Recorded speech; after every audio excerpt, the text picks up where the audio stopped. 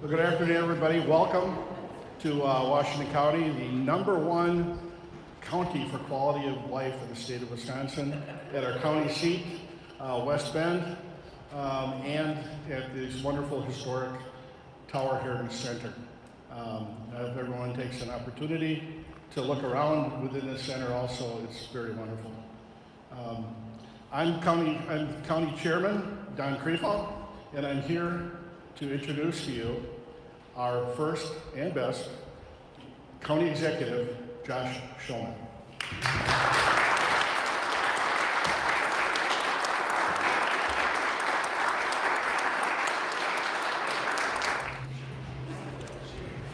Thank you.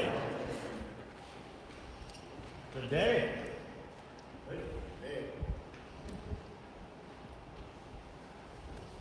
Chairman Creefall, thank you for that warm introduction. Respective County Board Supervisors, constitutional officers, elected and appointed leaders, colleagues, friends, family, and fellow Washington County residents. Thank you so much for the opportunity to address you today and for taking time out of your busy schedules to gather together to hear the state of our great county. The last time I gave this sacred address with all of the pomp and circumstance that it so deserves was to the County Board of Supervisors about 2 years ago. At that time, that group of officials was contemplating a major decision about the best form of Washington County government to serve our great community. During that carefully considered address, as the hired county administrator at the time, I implored the board to recommit ourselves to focus on the people in 2019 and for those yet to come in 2050 and 2150.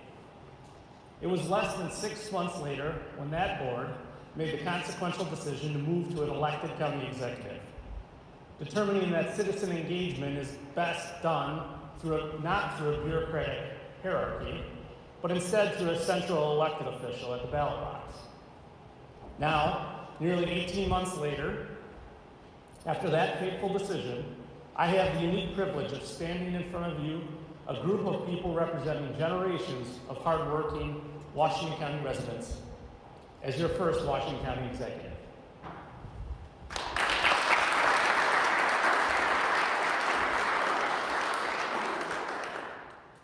I speak to you now, acutely focused on our people, today, in 2050 to 2150 and beyond. I am deeply humbled and grateful for those who have come before us, for the foundations of our great community which they so skillfully laid, and optimistic about the future as together we write the next chapter in pursuit of our shared vision to cultivate our rich heritage, vibrant economy, and attractive communities through the distinct values that define us. I find it so very appropriate that our county, with our rich agricultural history, would employ the action verb cultivate to convey our hopes and dreams for the future. Generations over generations of Washington County residents have planted the seeds of progress that we have thus far advanced. It is now left to us, the current generation, to renew and improve, to cultivate these hopes and dreams. In this difficult time in our nation, while so many look to revise our history and forget our past, here in Washington County, we seek to foster a renaissance of what has been, a passing of the torch to a new generation of leaders, and welcoming all freedom-loving Americans who shared the distinct values that define us. As part of my campaign for county executive, one of my themes was thriving rural communities. During that time, I became keenly aware of the struggles of our farmers as they endured the economic shifts and transitions of a global society. According to DairyReporter.com, in Wisconsin in 2019 alone, we had lost 10% or 800 of our dairy farms. As was reported in a captivating series by the Milwaukee Journal Sentinel, this difficult transition was resulting in terrible consequences for the economic, mental, and spiritual health of many Wisconsinites. And of course, this was several months before the added public health stresses of COVID-19. To me, achieving the dream of thriving rural communities required gaining a thorough and more in-depth respect for the struggles of our people in agriculture and attempting to identify ways to help them navigate this real-time economic crisis. Thus, a key action item was holding listening sessions and reestablishing reliable communication channels with this important industry and our neighbors living it each and every day. For a county that, in just over a decade, went from a majority of the county board having at least some agricultural background to just 3 supervisors with relevant experience in the industry today, this was the least we could do. After that, the unavoidable delays caused by COVID-19, last month I was privileged to finally host those listening sessions, to hear firsthand from our farmers, their suppliers, and processors. While I was initially frustrated with these delays caused by the pandemic, it quickly became clear that the experiences of COVID had actually highlighted a crucial lesson throughout all of their recent challenges. Prior to 2020, as farmers and their neighbors watched hundreds of their colleagues go through bankruptcies, divorces, mental health struggles, and even suicides, those who remained were able to pull themselves through by determination and relying on one another. Then, when the effects of COVID were compounded on top of those issues, and their churches, volunteer fire departments, and town halls were shuttered, so was their only access to their social networks and safety net, their community. As one proud farmer told me, "Josh, I finally just lost it when I was forced to dump all that milk. The only thing that got me through was the phone calls with my fellow farmers."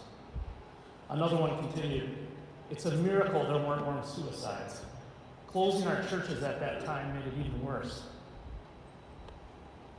Our agricultural economy is transforming right in front of us.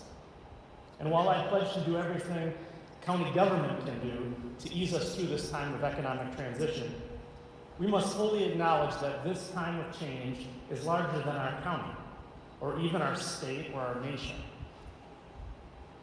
And we should all find comfort in the hope that these struggling farmers so naturally identified, that our county is not simply built on the shaky foundation of one sector of the economy.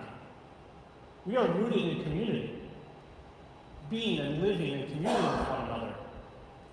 We are anchored in our people and in the places where we gather together to serve one another. And it is our great community that makes us strong, and it is what will help us get through the difficult transition, just as it has so many times in the past. You see, Washington County is not simply our economy or our local governments. It's so much more than that. It's our community. And community is not found in the newest piece of equipment or the highest yield. Community is not the most fiscally conservative budget or a shiny new public works project. Community is not a new government building or a new school or a fancy new development, a shiny new fire truck, or even a beautiful new neighborhood park. Community is found in our people and in the unity of our families and our civic organizations. It's at the church potluck with fellow believers. It's at the monthly fire drill with fellow volunteers. It is at the monthly American Legion meeting with fellow veterans dedicated to earning the sacrifice of their fallen comrades through service to their neighbor.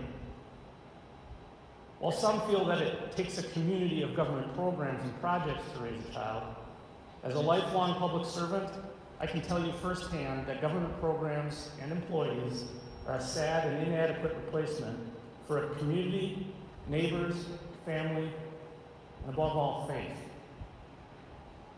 Ladies and gentlemen, the state of Washington County is resolved.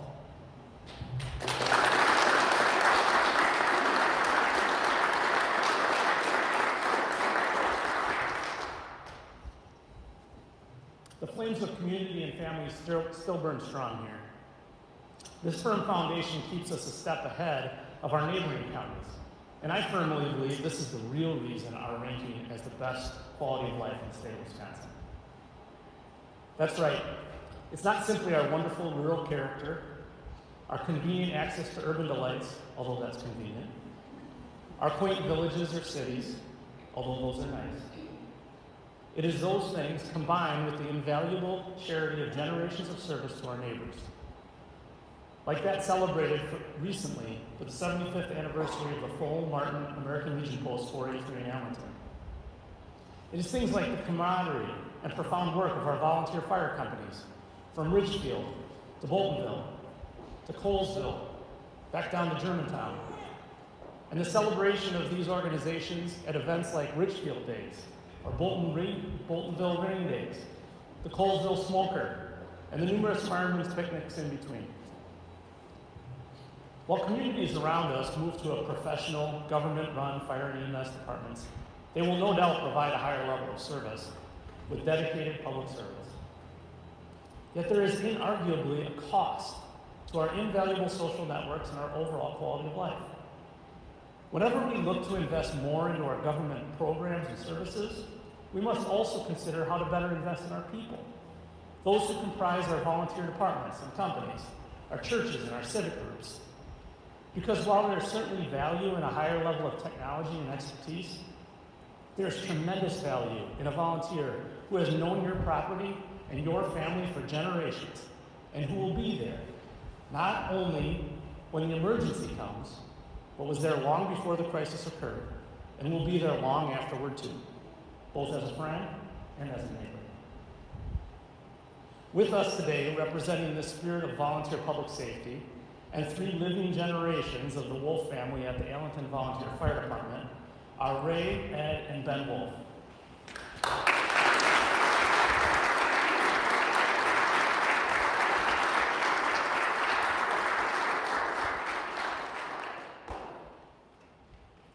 It is thanks to the Wolves and the countless families like them throughout Washington County who have selflessly served our communities and at the same time built a strong social network to provide for one another when they're in need, whether it's a fire or a medical emergency or simply life's daily struggles.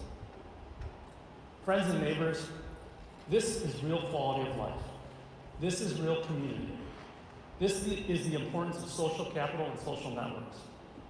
It is authentic quality that distinguishes Washington County from those around us. While our neighbors grow rapidly into suburban and ex-urban metropolises, often losing their identity, we have an opportunity right now to do things differently, to do things our way. We have a chance in this ever so fleeting moment to preserve all the best that Washington County has represented, while welcoming the next generation and other freedom-loving Americans to build upon our great community. 18 months ago, I urged our county board to stand on top of Holy Hill and look over the county and set our course. As we begin our journey of setting that course together, life happens. And in the past year, won't you agree, life has happened in unprecedented ways. 1 year ago yesterday, I was sworn into office as your Washington County executive in the final days of the first phase of this long, hard year of pandemic. We had just come out of the first and most severe government lockdown, which we all remember as Safer at Home, and will be soon to Safer Forget. By the time I was sworn into office that day, we had already preempted the governor's overdue allowance to start opening our small businesses by removing any threat of restriction or enforcement for all Washington County golf courses a week prior. This simple action of allowing for personal responsibility and individual liberty would prove to be a prelude to the leadership we would exemplify over the course of the next year, not just for our county, but for the entire state of Wisconsin. Time and again, Washington County has served as a contrast to Governor Evers' heavy-handed government-centric approach to how we manage this pandemic. We have continually worked to focus on the people, balancing the serious risk of the public health pandemic with the equally serious risk to economic health, and putting inalienable rights ahead of government controls. This leadership most recently evidenced itself 5 weeks ago when we began the final phase of this long COVID journey here in Washington County with a return to life as we have long known it. As of today, nearly 78% of our vulnerable 65 and older population have been vaccinated. Hospitals in Washington County and southeast Wisconsin have capacities that are at extremely low risk of being overwhelmed. And our people are fully aware of how to exercise personal responsibility to protect themselves from this novel virus.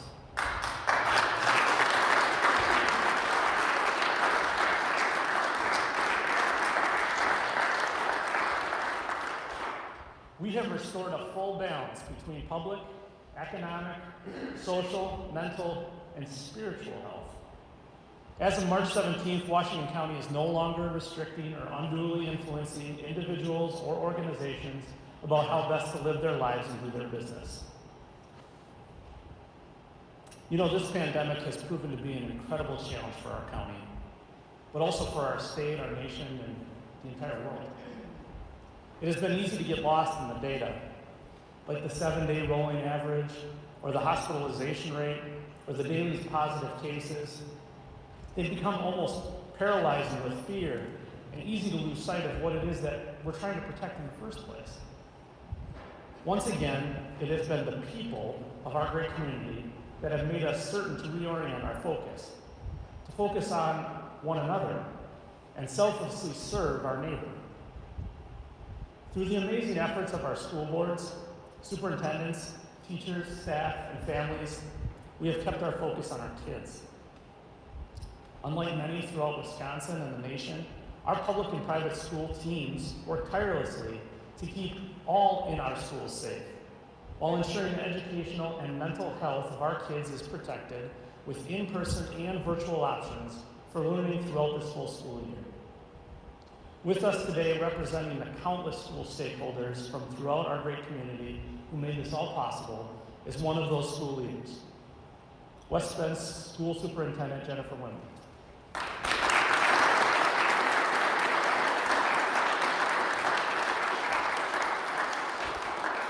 Thank you, Superintendent Wimmer. Please pass along our sincere gratitude to all the colleagues, staff, boards, families, and kids throughout Washington County.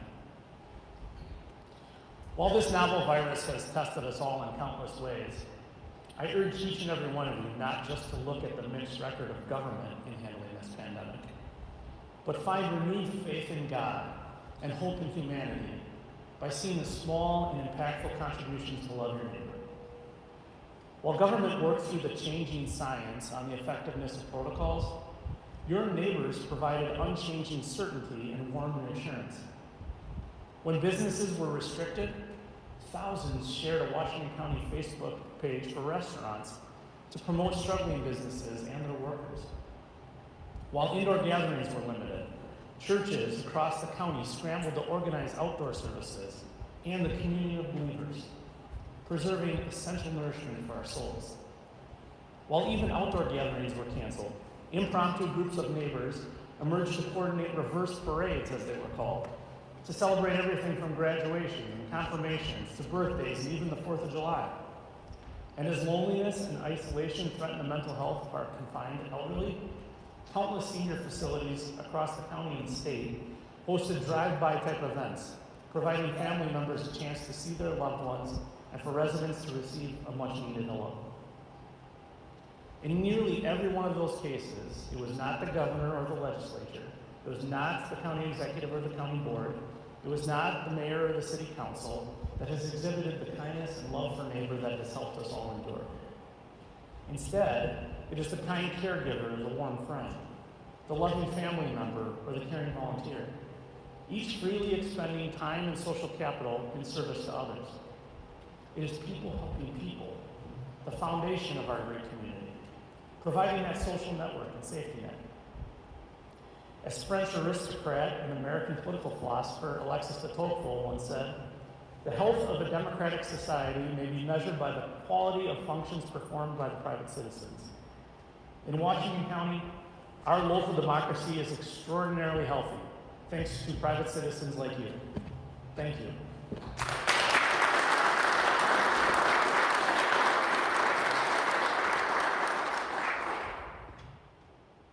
While we still have this rich blessing of community in Washington County, you don't have to go far to find a place where community has been undermined and destroyed, and government inadequately and often heartlessly fills that void. We see it in cities where lockdowns are seemingly endless, with economic relief that has little to nothing to do with the real pains of people and organizations, and in ongoing school closures that ignore the real needs of kids and families. What a treasure we have in our great community, where we protect unalienable rights first, where we then create an environment to affect safety, and happiness, and where we can rely on one another to help us get through in times of need. It is certainly something worth fighting for, preserving, renewing, and improving. As we gather here today, it is upon us then, this generation of Washington County, to cultivate this special gift of community. As Ronald Reagan once said, freedom is never more than one generation away from extinction. We didn't pass it on to our children in the bloodstream. It must be fought for, protected, and handed down for them to do the same. Or one day we will spend our sunset years telling our children and our children's children what it was once like in the United States where men were free. This wise sentiment begs the question for us today. With our next generation so frequently leaving Washington County upon graduation from high school, and so often never to return, what must we do to teach the next generation the distinct values that define us and bring them home to pass this gift on to generations to come? What must we do today to reinforce the foundation that we've been given by those who've come before us, to renew and improve our great community? What must we do to make Washington County the kind of place that most kids who are raised here want to actually come back to, and others want to relocate to in order to enjoy our authentic quality of life and to raise their families? The answer to these questions, and the many like them, must invariably start with our kids, the next generation of Washington County. It was nearly 10 years ago that I was introduced to a quiet, hardworking, and smart young man named Jack Brether. Jack is from West Bend. He's the oldest son of Pete and Kelly, and is fifth generation Washington County. I'm pretty sure the first time I met Jack was on a wrestling mat somewhere in Washington County, but it was about 5 or 6 years ago that I had the privilege of hiring Jack as the first administrative intern here at the county. During that time, I got to know this wonderful young man and see exactly what the best of our next generation has to offer. After just over a year-long stint in our office, Jack left to pursue his law degree at Marquette University. He returned for a semester for an internship in the county attorney's office, after which we all thought for sure he'd be on to the big city and the big law firm. Maybe a year later, I was thrilled to discover that Jack would be returning to live in West Bend and work at Mann Law Group on the city's west side. In the months surrounding Jack's graduation, his marriage to his lovely wife Sarah, and his move to permanent employment with Madden, I joined his dad Pete at a community discussion about the long-term challenges facing our community. During the event, and maybe a little bit after that, Pete filled in the gaps on Jack's journey and expounded on the crucial role that the family's social network played in bringing Jack back home. Jack's story, a story similar to many of yours in this room, is the beginning of the answer to how we renew and improve our great community. We need to replicate that with multiple families throughout the county. With us today, representing the 3rd, 4th, 5th, and 6th generation of Rettlers in Washington County are Wallace, Pete, Jack, and Reagan Rettler.